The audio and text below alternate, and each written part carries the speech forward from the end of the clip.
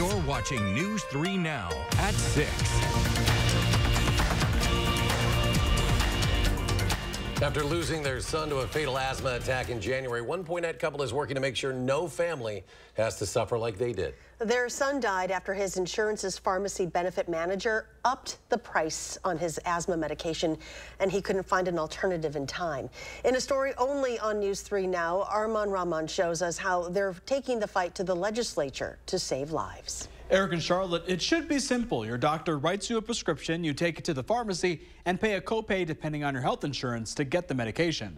But this mother and father discovered there's many business decisions in between that they say are costing lives, like their sons. These are definitely more recent pictures here. Even at 22 years old, Bill and Shannon Schmitnick described their son Cole as kind of just a quirky kid who never lost his curiosity. He would text me the most random things. Do you realize how old Pokemon is? They're older than me. But on January 15th, 2024, he was texting his dad saying he had trouble breathing. You could tell he was having an asthma attack. Cole lived with asthma most his life, but this attack became more serious, so his roommate drove him to the emergency room. Later to learn he died in the car on the way there. His friend got him there still very quick, and they were able to resuscitate him at the hospital. Cole went into cardiac arrest, and he suffered brain damage from the lack of oxygen. His family arrived to find him on life support. There was no hope for any type of recovery. So then we had to start having the worst discussions you could ever imagine as a parent.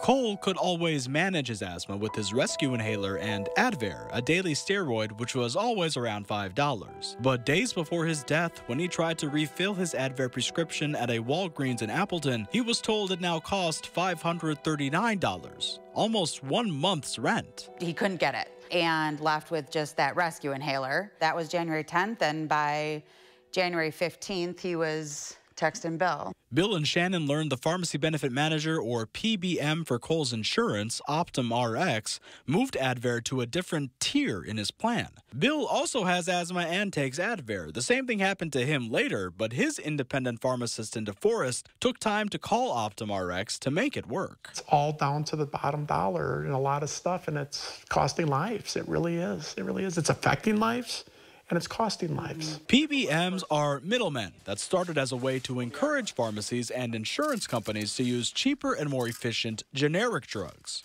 And they're famously profitable.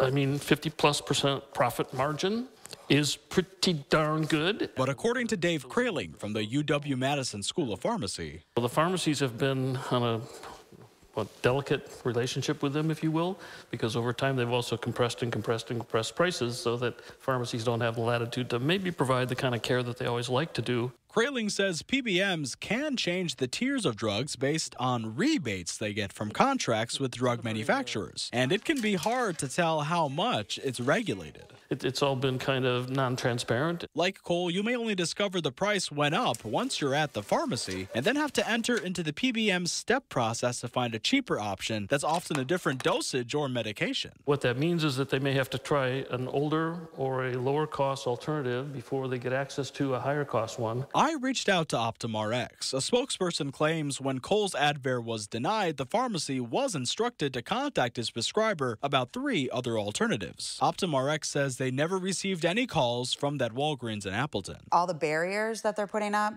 just to get a medicine that he's been on for years that helps him breathe. While Cole's parents were angry, they knew he wouldn't let this happen. We are making it our mission to get the PBM reform done with the Cole Schmitnick PBM reform bill. He was someone that would definitely stand up for the little guy and stand up for what's right. Bill and Shannon are working with state lawmakers to open a special session in April to hear that bill. They're also launching a patient protection website to collect the hundreds of similar stories they're hearing. Asthma medicine to diabetic medicine to cancer medicine to transplant medicine. I mean, like, it's everywhere. For the grieving parents, it's a bittersweet battle. Most days, it's a motivator.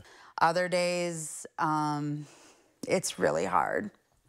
Other days, I get very angry because no one fought for him.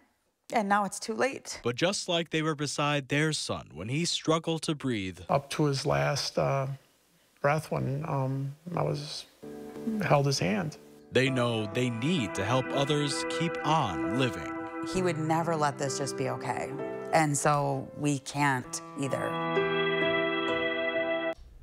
Walgreens wouldn't comment due to patient privacy laws. Optum Rx sent me a statement which reads in part, "Our goal is to ensure medicines, including those used to treat asthma and other critical conditions, are accessible and affordable for Americans. After rigorous review of this case, we determined that formulary management and communications efforts that impacted this patient's access to key asthma medication options were handled consistent with industry practice and the patient's insurance plan design. Any members with questions about their coverage can call the number on their prescription card."